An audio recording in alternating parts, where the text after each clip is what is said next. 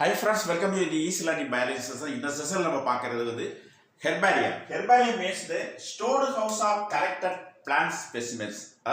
ஒரு library, அந்த libraryல இருக்கக்கூடிய all collected plant materials நம்ம வந்து herbarium சொல்லுவோம். அந்த herbarium வந்து எப்படி இருக்குன்னு கேட்டா specimens வந்து dried, preserved and pressed conditionல இருக்கும். On paper sheet ஒரு paper sheetல தான் அந்த plant materials வந்து அழகா வந்து paste பண்ணிருப்போம். அடுத்து these sheets are arranged under universally accepted system of classification. That means Bentham-Hooker classifications. அந்த சீட்டை அரேஞ்ச் பண்ணி எப்படி பண்ணியிருப்பாங்கன்னு கேட்டால் அந்த லைப்ரரியில் போய் பார்த்தோம்னா எல்லா ஹெர்பேரியம் சீட்டும் universally accepted classification. That means Bentham Hooker classification பேஸ்டில் தான் அந்த ரேக்கில் அரேஞ்ச்மெண்ட் பண்ணியிருப்பாங்க. இப்போ லைப்ரரியில் வந்து புக்ஸ் எல்லாம் எப்படி வந்து ஒரு ஆல்ஃபபேட்டிக் பேசிக்காக வந்து அரேஞ்ச்மெண்ட் பண்ணியிருக்காங்களோ அதே மாதிரி தான் ஹெர்பேரியத்தில் வந்து all herbarium sheet வந்து Bentham-Hooker classification basedல தான் arrangement பண்ணிருப்பாங்க. Very important. Fourth point, the specimens with their clear description data used for future purpose.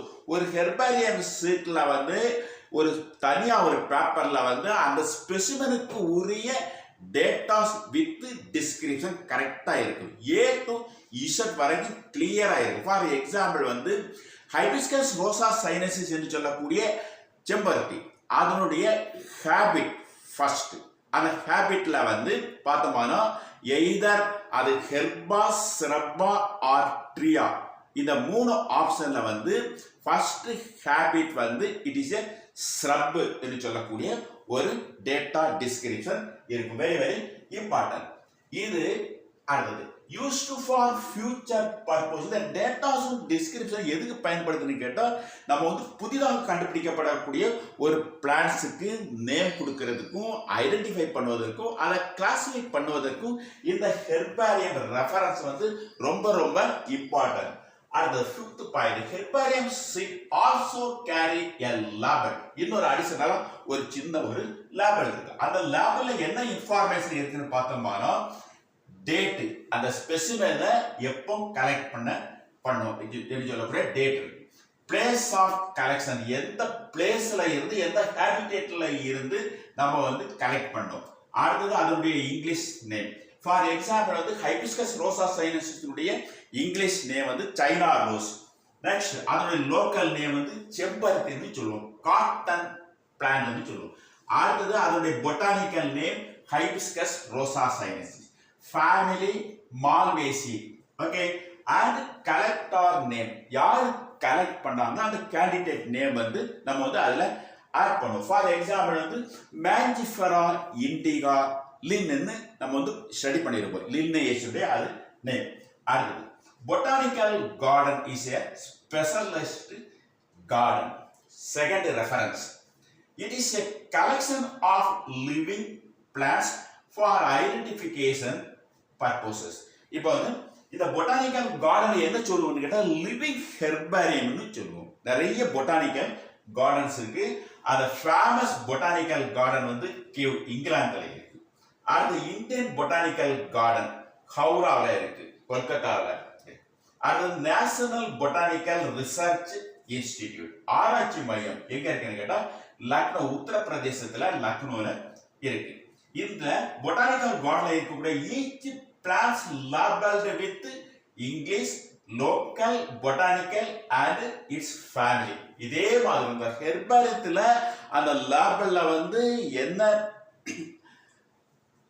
Labelling இருந்தோ அதே ஆல் லேபிள்ஸ் ஆர் வந்து அந்த பிளான்ட்ஸ்லையும் என்ன பண்ணியிருப்பாங்கன்னு கேட்டால் மென்ஷன் பண்ணியிருப்பாங்க. பிளான்ட்ஸுடைய botanical name, English name, local name, எந்த ஃபேமிலியில் வருது. அப்போ அதெல்லாம் நம்ம வந்து ஐடென்டிஃபை பண்ணுறப்போ நமக்கு ஒரு ஐடியா கிடைக்கும். Botanical gardens R reference. அந்த ரெஃபரன்ஸை பேஸ் பண்ணி நம்ம என்ன பண்ணலாம்னு கேட்டால் புதிய ஒரு பிளான்ட்டை வந்து ஐடென்டிஃபை பண்ணிடலாம். அடுத்தது ஃபைனலாக museum. Biological museum setup in school and colleges. நம்முடைய காலேஜில் இருக்கும், நம்முடைய ஸ்கூலில் வந்து பயாலஜி லேபாக இருக்கும். அந்த லேபில் போய் பார்த்தோம்னா நிறைய ஸ்பெசிமென்ஸ் இருக்கும். ஆல் ஸ்பெசிமென்ஸ் ஆர் ப்ரெசர்வ்டு இன் எ ப்ரெசர்வேட்டிவ். ஒரு பாட்டிலுக்கு உள்ளாடி தான் அது ப்ரெசர்வ் பண்ணி வச்சிருப்பாங்க. ரொம்ப ரொம்ப இம்பார்ட்டன்ட். மியூசியத்தில் இருக்கக்கூடிய all specimens are not live, all are death கண்டிஷனில் தான் இருக்கு. Collection of preserved plants animal specimens for reference. அந்த மெட்டீரியல்லாம் நமக்கு எதுக்கு பயன்படுதுன்னு கேட்டால் ஒரு ரெஃபரன்ஸாக நமக்கு வந்து ரொம்ப ரொம்ப பயன்படுது. Plants and animal specimens preserved as in dry condition. Plants and animal specimen.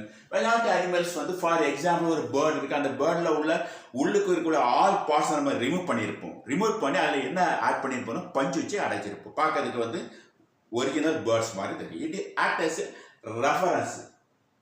அடுத்து பிளான்ஸ் வந்து எப்படி ட்ரை கண்டிஷனில் தேக்கு ஈட்டி போன்ற நல்ல மரங்கள் அதோட உட்டு வந்து என்ன பண்ணியிருப்போம் கேட்டால் ட்ரை கண்டிஷனில் தான் நம்ம வந்து லேபில் வந்து வச்சிருப்போம். அடுத்தது அனிமல்ஸுடைய போன்ஸ் ஸ்கெலிட்டன் எலும்பு கூட எல்லாம் ட்ரை கண்டிஷனில் தான் நமக்கு வந்து ஒரு ரெஃபரன்ஸாக வந்து லேபில் இருக்கும்.